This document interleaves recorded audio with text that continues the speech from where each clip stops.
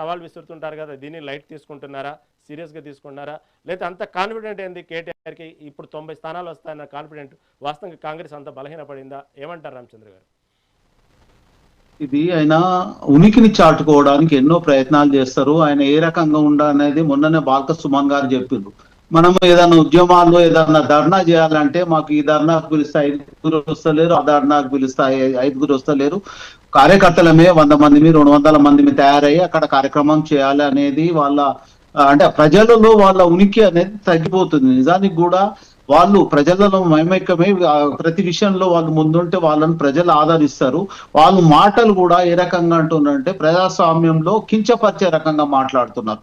ప్రజాస్వామ్యంలో 5 సంవత్సరాలు ఒక పార్టీకి అధికారం ఇచ్చిన తర్వాత 3 నెలలకే 3 రోజులకే పోతామని అనడం తప్పు.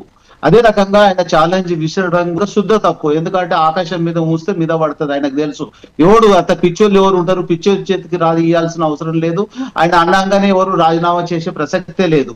నీకు అంత ఇష్టం ఉంటే నీ స్థానంలో సిరిసిల్ల స్థానంలో నువ్వు ఈ రోజు రాజీనామా చేయి, నీకు డిపాజిట్ దక్కది. అదే రకంగా సిద్దిపేటలో హరీష్ రావు రాజీనామా చేయమని ఆయనకు డిపాజిట్ రాదు.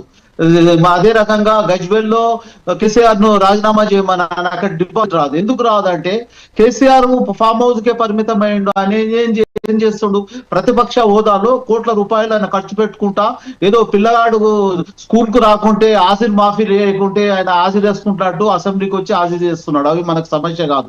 ప్రజల సమస్యలు ఎన్నో ఉన్నాయి. మనం ఈ రకంగా మాట్లాడుకుంటూ పోతే ప్రజలకు మనకు ఏది అవసరం ఉంది, ఏది చేయాలి అనే విషయం ఉంది. కాంగ్రెస్ పార్టీ నిజానికి హామీ ఇచ్చింది. హామీలలో ఆర్థికంగా ఇబ్బంది ఉండి కొన్ని హామీలు నెరవేర్చలేదు. పోనీ వాళ్ళు తప్పులు చేసే దాని మీద ఎత్తి చూపండి. మీరు ఎన్ని రకాలుగా విమర్శించినా మీ విమర్శలన్నీ అక్షంతలుగా మేము స్వీకరించడానికి రెడీ ఉన్నాము. ఒక్కొక్కరు మాట్లాడుతుంటే అసలు రోమాలు రెక్కిగా ఉంటాయి. అంటే ఉద్రేకంతో మేము చేయాలనిపిస్తుంది. నిజానికి కూడా వాళ్ళు ఆ రకంగా మాట్లాడాల్సిన అవసరం లేదు.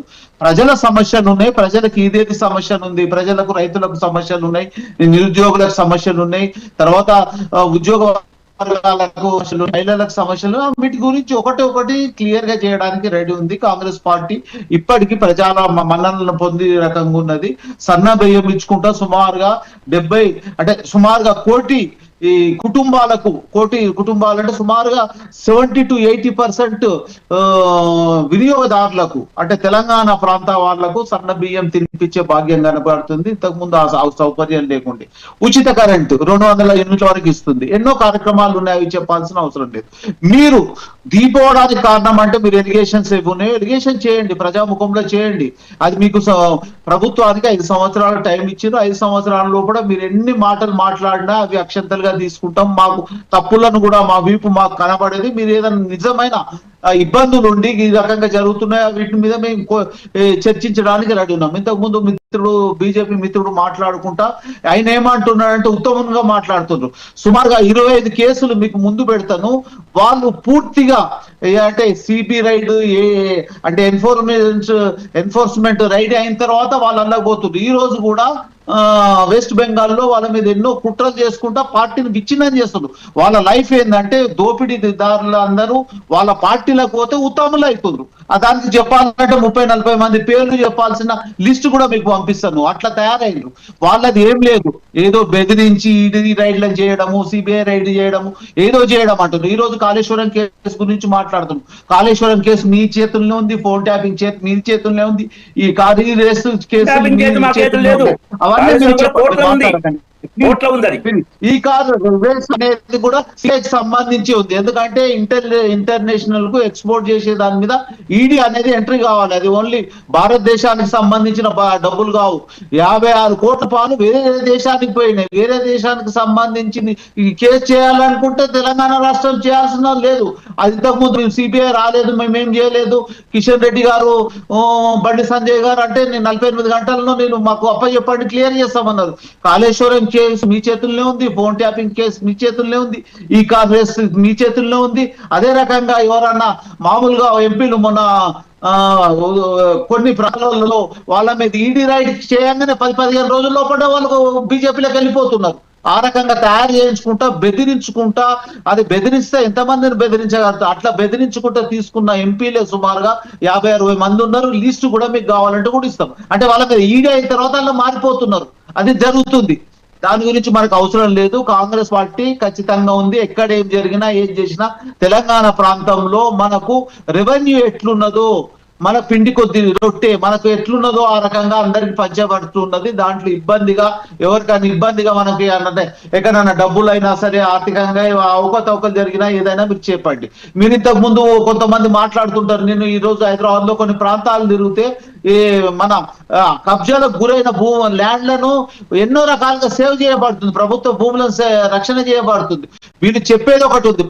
మీరు అట్లా ఏదైనా విమర్శించాలనుకున్నా ఏది చేయాలనుకుంటా ప్రజలలో వెళ్ళిపోండి. ప్రజల్లో మీరు చూడండి, ఇంతకు ముందు బీజేపీకి 8 ఎంపీలు 8 ఎమ్మెల్యేలు వచ్చింది కదా. భవిష్యత్ ఎలక్షన్లలో వాళ్ళకు ఆ 8 రావు, ఈ 8 రావు. మీరు చూసి రాసి పెట్టుకోండి. ఎందుకంటే వాళ్ళకి ఓన్లీ పేపర్లలో ఫోటోలలో ఏదో కాదు. మీరు తెలంగాణకి మీరు తీసుకొచ్చిన నిధులు ఏమున్నాయి? మీరు అప్పుడు తెలంగాణ రాష్ట్రము మనకు అంటే రాష్ట్ర సాధన జరిగిన తర్వాత మనకు ఎన్ని కార్యక్రమాలు ఉన్నాయి? ఈ రోజు కూడా మనకు మెట్రో సెకండ్ విడత, మొదటి విడత మెట్రోలో పూర్తి కంప్లీట్ కాకుండా రెండో విడత మెట్రోకు నిధులు అడిగినాం, ఏమి ఇస్తున్నారు? రెండో RRR గురించి అడుగుతున్నాం, అదే ఇస్తున్నారు. ఒకటి మాత్రం ఇదేం చేస్తున్నట్టు మనకు వచ్చే ఏదన్నా ఇండస్ట్రీస్ ఉన్నా ఏదన్నా ఉన్నా గుజరాత్ కో రాష్ట్రాలకు వాళ్ళ బీజేపీ రాష్ట్రాలకు తీసుకెళ్లే పరిస్థితి ఉన్నది. దాని గురించి కూడా కావాలంటే డీటెయిల్స్ చెప్పగలుగుతాము. ఒకటి మాత్రము ఈ 60 సంవత్సరాలలో జరిగిన దానికంటే ఈ 10 సంవత్సరాలలో సుమారుగా 2,50,000 2.5 అంటే 2,50,000 కోట్ల రూపాయల పైన అప్పు ప్రపంచంలో ఎక్కడ కూడా చేయకుండొచ్చు. 200 లక్షల కోట్ల పైన సుమారుగా దాంట్లో 70% అబో బీజేపీ అంటే ఈ 10 సంవత్సరాల్లో చేసిన అప్పు ఉన్నది. వాళ్ళు చేసింది ఏముంది? అదే రకంగా గోల్డ్ ను కూడా కుదబెట్టి బయటకి ఇచ్చేస్తుంది. ఇంతకు ముందు ఎట్లుంటుండే? ఉన్నతులకు ఒక రకంగా ఉంటుండే, ఉన్నతుల పన్ను ఉంటుండే, ఇంకో రకంగా ఉంటుండే. ఈ రోజు వాళ్ళకు ఉన్న పన్నును మాఫీ చేసి ఉన్నతులు అతి ఉన్నతిగా అయిపోతున్నారు, బీదవారు ఇంకా బీదవాళ్ళు అవుతున్నారు. ఆ పరిస్థితి కాకుండా ఇప్పుడు రైతులకు మాఫీ చేయాల్సింది వాళ్ళు ఏంటంటే ఉన్నతులకే అంటే వాళ్ళకు